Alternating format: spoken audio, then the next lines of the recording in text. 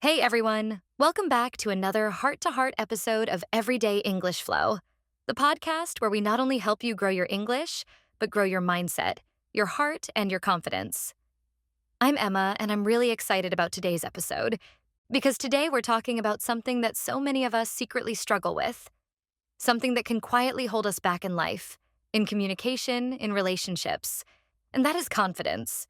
And to help us unravel this, I have someone incredibly thoughtful with me.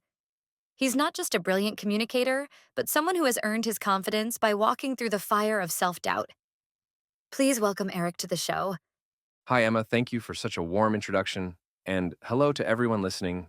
It means a lot to be here. Confidence is such a personal journey, and I'm glad we're talking about it openly today. Absolutely. And Eric, I feel like so many of our listeners, especially those learning English, are intelligent, capable people, but they feel stuck because of this invisible barrier. They understand English, they want to speak, they have ideas, but when the moment comes, their voice just disappears. You're so right, Emma. That stuck feeling. I've been there. It's like your thoughts are loud in your head, but your mouth stays shut. You're afraid of judgment.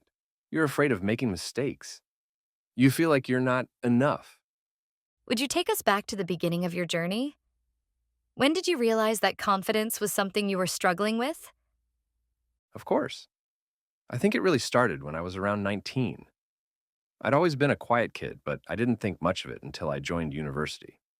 Suddenly, I was surrounded by these outspoken, confident students who could express their thoughts so easily, and many of them spoke fluent English. I remember this moment clearly. I was asked to share my opinion during a class discussion. It was a topic I knew well. But when I stood up, nothing came out. My mouth felt dry, my brain froze, and I said maybe one broken sentence before sitting back down. My professor gave me this sympathetic smile, and I felt so small. That must have been really tough. It was. And what made it worse is nobody knew how much that moment hurt. People just thought I was shy or uninterested. But inside, I was so frustrated with myself. I kept thinking, why can't I speak? Why do I always hesitate? And you know what? That's when I realized I didn't have a language problem. I had a confidence problem. That distinction is so powerful. Many English learners think, I need better grammar, or I need more vocabulary. But what they really need is to believe in their right to speak, even imperfectly. Exactly. And that realization changed everything for me. I knew I had to build my confidence from the ground up. And I didn't do it in a day. It took months of small, quiet work. Tell us about that. What were the things that helped you build that kind of deep, lasting confidence? Okay, this is the part I love to share. There were 5 practices that truly changed the game for me. Not overnight, but gradually and meaningfully. I spoke to myself every single day. I started talking to myself in English out loud. At first, I felt silly. I would stand in front of the mirror and just talk about my day. I woke up late today. I had rice for lunch. I'm nervous about tomorrow's class. But here's the thing. When you speak alone, there's no judgment. You give your brain permission to create sound. You get used to the rhythm of English in your own voice. And slowly I began to trust my voice. I stopped hesitating. My brain didn't freeze as often because it had practiced the act of speaking. That's such a beautiful image. Someone just standing in front of the mirror and saying, This is who I am today. I think we often underestimate how powerful private practice can be. I created a morning confidence ritual. This one was a game changer. Every morning before checking my phone or talking to anyone, I sat down and wrote one sentence in English that empowered me. Something like, I am learning at my own pace. I am proud of my effort. My voice deserves to be heard. And then I said it out loud, like an affirmation. Some mornings I didn't feel strong, but saying those words gave me something to stand on. It reminded me that confidence isn't something you wait for. It's something you build with small habits. I love that. It's like you created an emotional foundation for your day. Not just language learning, but emotional learning too. Exactly. Because without self kindness, confidence has no roots. I recorded my voice, even when I hated it. This one was hard at first. I hated the sound of my voice. I'd record myself reading a paragraph, then cringe while listening. But I kept doing it, every day, short passages, thoughts about my life. I didn't focus on sounding perfect. I just wanted to be heard. And over time, something strange happened. I started to notice improvement. My pronunciation got clearer. My tone became more natural. But more than that, I started to accept the sound of my own voice. That's such a deep kind of healing. Because many of us grow up thinking, my voice isn't good enough. And that belief hides in the background for years. Yes, and recording helps you confront that belief. It's like telling yourself, this is me, I'm growing, and that's okay. I gave myself permission to be imperfect. This was huge for me. I used to chase perfection, perfect grammar, perfect sentences, perfect accent. But all that pressure only made me more nervous. Then, one day, I watched a YouTube video of a girl confidently speaking English with a strong accent. She made mistakes, but she was fearless, and people loved her energy. That moment changed my perspective. I realized people don't care if you're perfect, they care if you're authentic. So I started embracing my flaws. If I forgot a word, I'd smile and keep going. If I made a mistake, I'd laugh it off. And suddenly, I wasn't scared anymore. That's such a freeing message that your mistakes don't disqualify you. In fact, they make you human. Exactly. Confidence doesn't mean I never mess up. It means I trust myself to keep going even when I do. I celebrated tiny wins like they were big ones. I used to ignore small progress. I'd think, well, I only spoke one sentence today. That's nothing. But that mindset kept me stuck. So I changed it. I started celebrating every little thing. If I introduced myself to someone confidently, that was a win. If I asked a question in class, even nervously, that was progress. I started writing these wins in a journal. And when I read back through those pages, I realized, wow, I am growing. That's so powerful. Because confidence doesn't appear in a big moment. It's something you collect, piece by piece, from small victories. Yes, it's not loud, it's not dramatic. Sometimes confidence is just showing up again the next day and believing that you're allowed to take space in this world. Eric, thank you.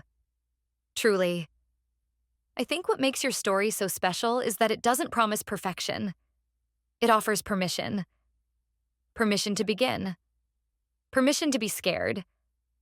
Permission to build confidence, one quiet step at a time. Thank you, Emma. And to everyone listening, your voice matters.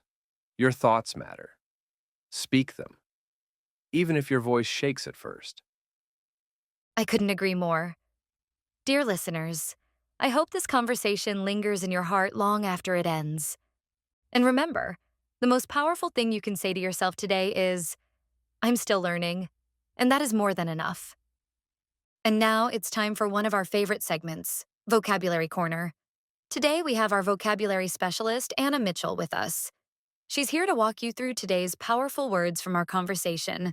So get ready to level up your English. Here comes your vocabulary boost. Thank you so much for having me, Emma. It's always a pleasure to be here. And hello to all our wonderful listeners. I hope you're ready, because today's vocabulary is not only useful, but deeply connected to the journey of building confidence. Let's dive in. 1. Self-assured, meaning confident in your own abilities. Example, she sounded calm and self-assured during the interview. 2. Assertive, meaning able to express opinions clearly without being aggressive. Example, being assertive doesn't mean being rude, it means valuing your own voice. 3. Overcome, meaning to defeat or rise above a difficulty. Example, he overcame his fear of speaking by practicing every evening. 4. Flustered, meaning nervous and confused. Example, I always get flustered before a presentation, but I've learned to take a deep breath and continue. 5. Growth mindset, meaning the belief that you can improve through effort. Example, with a growth mindset, even failures become learning steps. 6. Self-doubt, meaning a lack of confidence in yourself and your abilities.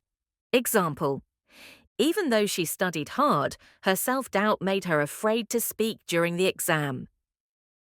7. Invisible barrier, meaning a mental or emotional block that stops someone from doing something, though others might not see it. Example, his fear of judgment acted like an invisible barrier that stopped him from sharing his ideas. 8. Cringe, meaning to react in embarrassment or discomfort, often because of something awkward or unpleasant. Example, she cringed when she heard her own voice in the recording for the first time. 9. Flaws, meaning imperfections or things that are not perfect in a person or situation. Example, he accepted his flaws and learned that they made him more relatable to others. 10. Authentic, meaning true, real, and not fake or trying to be perfect. Example, people liked her speech because it was authentic. She spoke from the heart. 6. Emotional foundation, meaning a strong inner base of emotional strength or mindset that supports someone's behavior or decisions. Example, her daily journal helped her build an emotional foundation of gratitude and calm. 7. Healing, meaning the process of becoming mentally, emotionally, or physically healthy again. Example, talking about his past was difficult, but it became a healing experience over time. Thank you so much, Anna, for breaking those words down so beautifully.